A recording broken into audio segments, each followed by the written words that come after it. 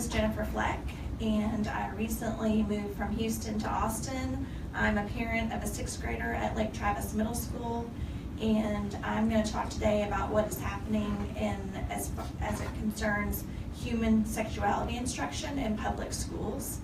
And so about 4.5 years ago, in the fall of 2012, I became aware, as I said earlier, about sex education that was being introduced in middle schools in Houston, and the program or the curricula was called It's Your Game, and I familiarized myself with the content of the curricula and was shocked. I had no idea that you could even say the things that they were saying or show the pictures that they were showing. And so I contacted the media. I made a sign for every single middle school in 15 districts. And either myself or a friend took a sign and we put it in front of every single middle school. And so we went a little bit crazy for a couple of years, but we were successful in Cy-Fair ISD in getting it removed. We got a lot of favor from local politicians and state politicians, and they helped us persuade the superintendent of Cy-Fair ISD to remove the program. So, however, it's still in many districts in Houston, and there are programs like it that are being introduced into school districts all over the state. So as it pertains to sex ed, it's the only high-risk behavior that we encounter such staunch opposition. So, for instance, drinking alcohol is a high-risk behavior. However, the culture and experts and parents agree on the messaging, and it's don't drink. We don't dumb down the message or assume compromise. We teach and preach what is best, what's in the best interest of the child, and what is law. Another example, doing drugs is a high-risk behavior, but culture, experts, and parents agree on the messaging. Don't do drugs. We don't dumb down the message or assume compromise. We teach and preach what's in the best interest of the child, and it's also the law. However, adolescent sexual activity is also a high-risk behavior, but culture, experts, or what I call sexperts, and parents disagree on the messaging. Culture and sexperts pervert the message, push an agenda, and assume compromise. And I'm going to explain how they do this in the public schools and as early as 6th and 7th grade. All human sexuality instruction is taught using 2 methods. And unfortunately, this is a bipartisan issue. It shouldn't be. Best interest of a child shouldn't be a bipartisan issue, but this one is. So the 2 methods are risk avoidance, which is typically called abstinence or sexual risk avoidance, and the other one is called risk reduction. They also call it comprehensive sex ed, which is really good branding, right? Because it's comprehensive. So as a parent, you're like, of course I want them to have all the information. But what you're agreeing to, you have no idea what you're agreeing to. And then the other thing they call themselves is Abstinence Plus. So the plus is the part that would shock you. So the 2 methods, risk avoidance. Risk avoidance is the method that we teach that certain behaviors are inherently risky, and as a community, we ask students to avoid those behaviors. Avoid alcohol, avoid drugs, avoid harming yourself, avoid gang activity, avoid adolescent sexual activity. This promotes the healthiest outcome, and it's in the best interest of the child, and sends the same exact message to every student without bias, without agenda, or without prejudice. So we're saying the same thing to all children. There's no prejudice. The other method is called risk reduction. And although we do not teach students safe ways to drink alcohol, or safe ways to do drugs, or safe ways to harm themselves, risk reduction actually teaches students safe ways to engage in sexual activity. The risk reduction teaching method assumes that all or most teens from the age of 12 are sexually active and have sexual rights. Rather than teaching students to avoid sexual activity, it teaches students safe ways to engage in sexual activity that include graphic descriptions that aren't appropriate to discuss in this room, but are argued as appropriate for a middle school classroom. I've reviewed the content of about a dozen curricula. The risk reduction curricula have one thing in common. They all violate Texas law for many reasons, but most importantly, it's because their underlying premise is this: teens can engage in safe sexual activity if teens limit their sexual activity to touching and or use a condom. Because this is the premise of every risk reduction curricula, safe sex is their harmful devotion, and devoting more attention to abstinence from sexual activity than any other behavior as the law requires in Texas doesn't happen. Okay, so what I said earlier, they pervert the message, they push an agenda, and they assume compromise. How do they pervert the message? Risk reduction curricula include pornographic videos, and I know that sounds crazy, but they actually include, It's Your Game has numerous videos of teenagers engaging in foreplay and discussing all forms of sexual activity and having a barter and exchange, like if you do this, I'll do that. And these are all videos that are watched during a classroom day by middle schoolers.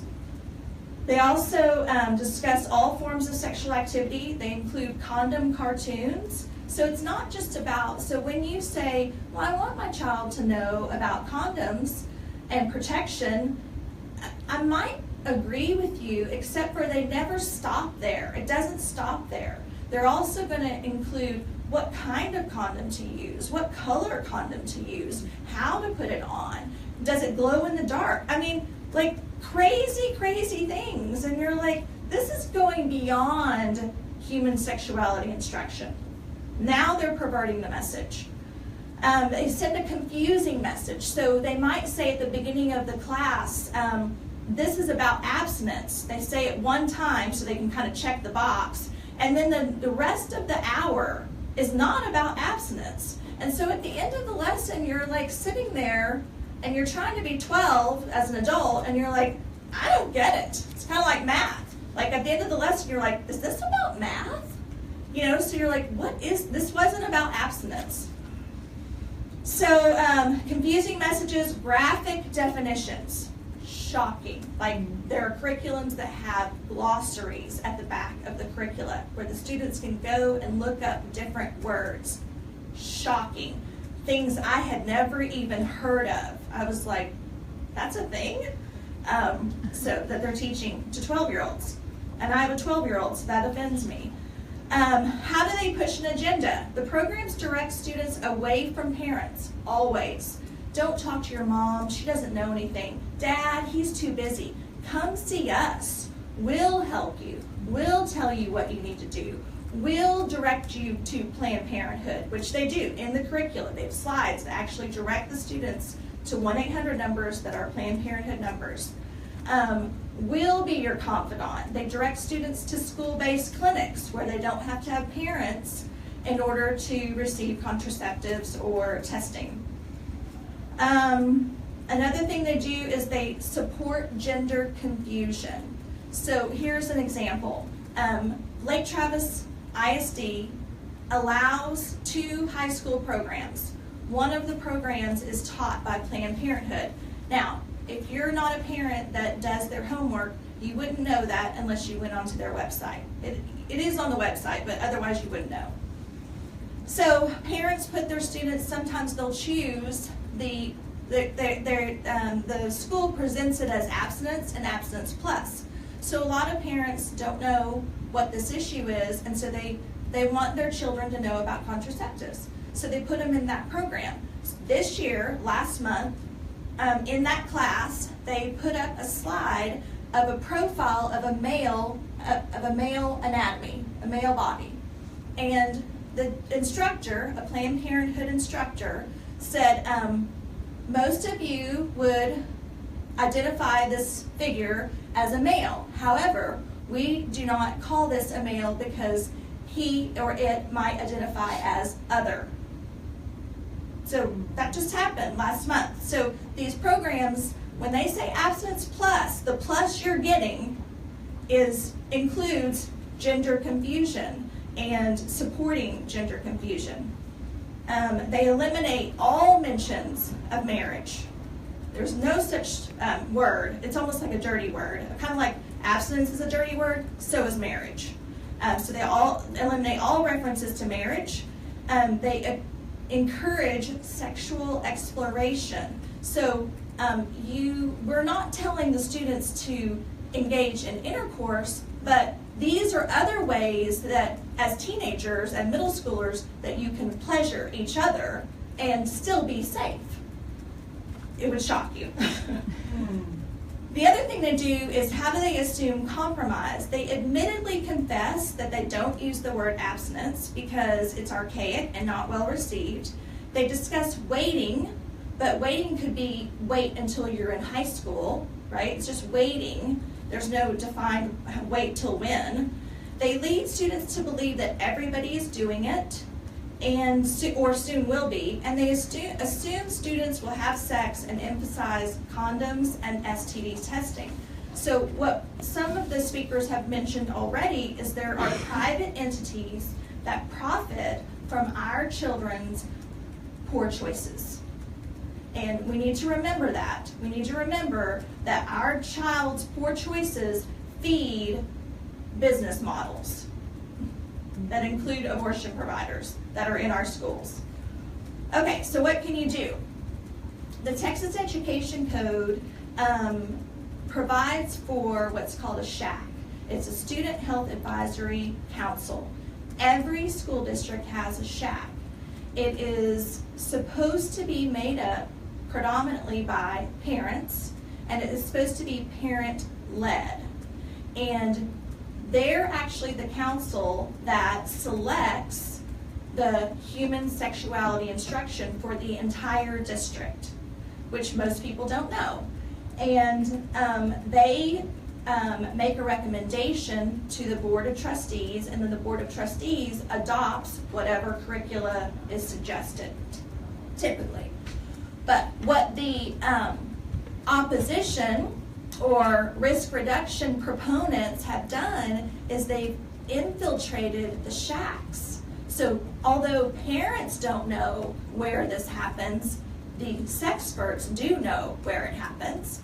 And so they volunteer to be on those committees, and they present to those committees, and then and they present a very cursory review of what their program is. So if I come in and I have a list of pedigrees, right, and I tell you, a parent who doesn't really know the sex education battle, what's going on, you're just trying to volunteer and participate and be a part of the community, you're sitting there as a volunteer, you don't really know what's happening in sex ed. I come in with all my pedigrees and I tell you how bad things are, how many sixth graders are pregnant or sexually active, and I have the solution.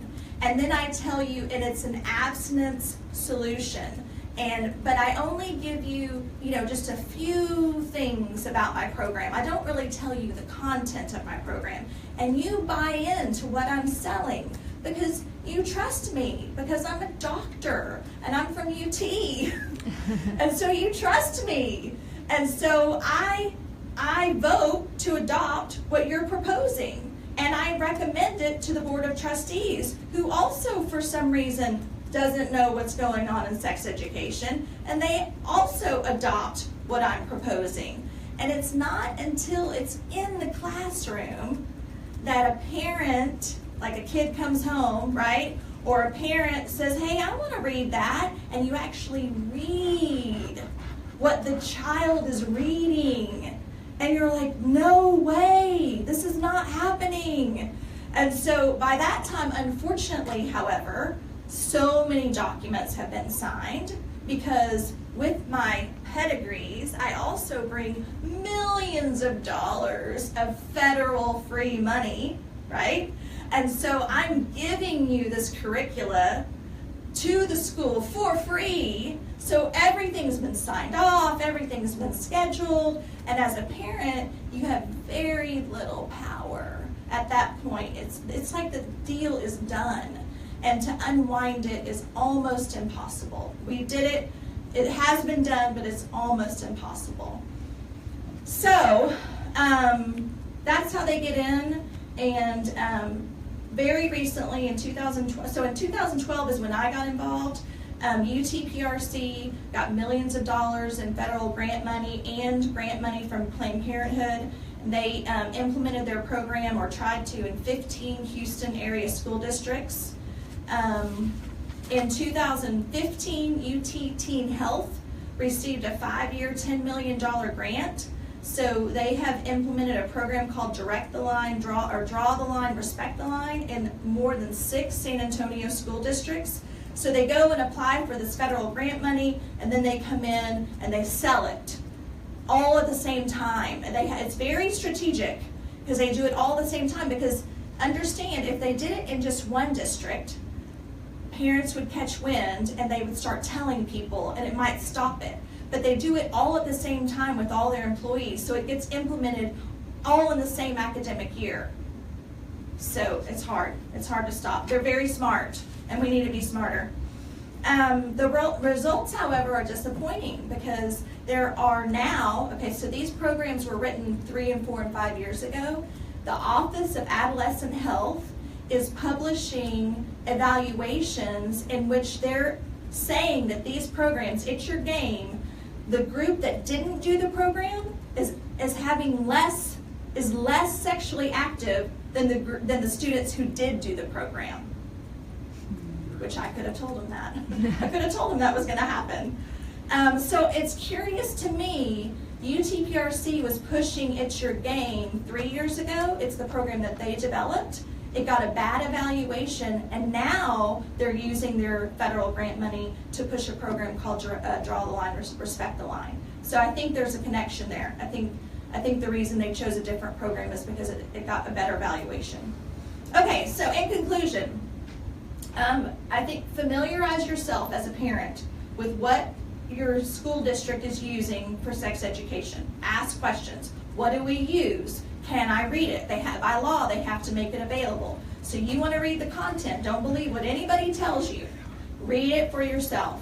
Volunteer to be on a shack, right? So if you're a parent and you've heard this talk and I've made you aware, now you can be a volunteer on a shack committee, and when UT or someone comes in and starts selling their perversion, you can say, no, I don't believe that. I want to see the content, not just your summarization, right? Properly vet candidates for school boards. This is a question you ask school board candidates. You say, what's your stance on sex education? Do you believe in risk avoidance, or do you believe in risk reduction?